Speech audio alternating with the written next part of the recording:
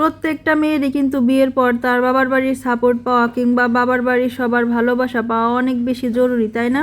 শ্বশুর বাড়ির খুঁটিটাই মনে হয় তাহলে অনেক মজবুত আর শক্ত হয়ে ওঠে। সো হ্যালো এভরিওয়ান, আসসালামু আলাইকুম। কেমন আছেন সবাই? আশা করি আল্লাহর রহমতে সবাই ভালো আছেন। তো যাই হোক, আজকে আমি রান্না করব হচ্ছে কার্পু মাছ, অনেকেই আবার লাল মাছও বলে থাকেন। তো আমি এটা মূলা আর সিম দিয়ে রান্না করব। প্রথমে মাছটা মশলা দিয়ে ভাজি করে তারপরে।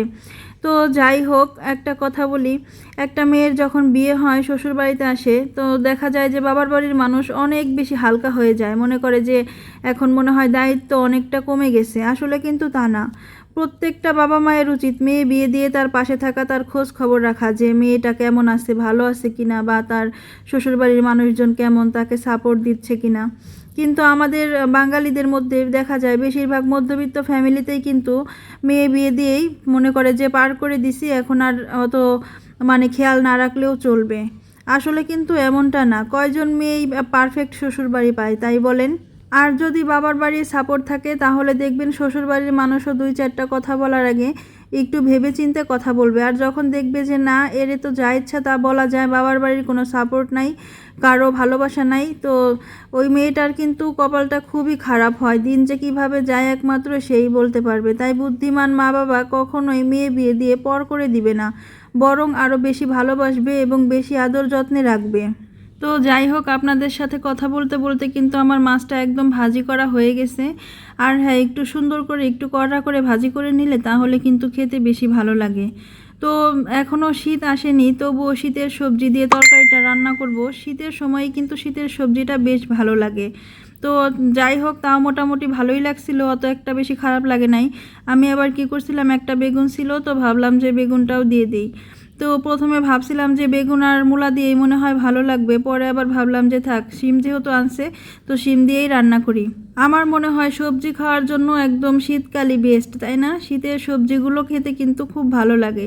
শীতের দিনে সব ধরনের সবজি দিয়ে তরকারি রান্না করলে খেতে বেশ মজা লাগে, আর গরমের সময় কিন্তু ভাল লাগে না এত একটা সবজি খেতে। তো যাই হোক, দেখেন সবজিগুলো দিয়ে দিলাম, দিয়ে এখন আমি খুব ভালোভাবে একটু কষিয়ে নিব। তারপর হচ্ছে ঝোলের জন্য পানি দিয়ে মাছটা দিয়ে দিব। খুবই সহজ রান্না বাড়া। আমার কাছে রান্না করতে বেশ ভালো লাগে, শুধু একটু গরমে প্রবলেম হয়। আর যদি গরম না থাকে তাহলে মনে হয় আমি সারাদিনই রান্না করতে পারবো, আমার তেমন কোনো ঝামেলাই লাগবে না। রান্না করতে ভালোবাসি, ভালোবাসা থেকেই রান্নাটা আসলে করি। আর যে কোনো রান্নায় যদি আপনি ভালোবেসে করেন দেখবেন খেতে সেটা অনেক বেশি মজা লাগবে। তো আমার জামাইয়ের ক্ষেত্রে আবার আলাদা, সে আবার সবজি খেতে পছন্দ করে না, যার কারণে সবজি দিয়ে আমি যত ভালোবেসেই রান্না করি না কেন খেতে চাইবে না। খুব বেশি জোর করে হলেও একবার খাবে, দুইবার তো জীবনেও খাবে না। আসলে জোর করলে হয়তো বা খাবে, কিন্তু আমি জোর করে খাওয়াতে চাই না, কারণ জোর করে খেলে হয়তো বা তার পেট ভরবে কিন্তু মন ভরবে না।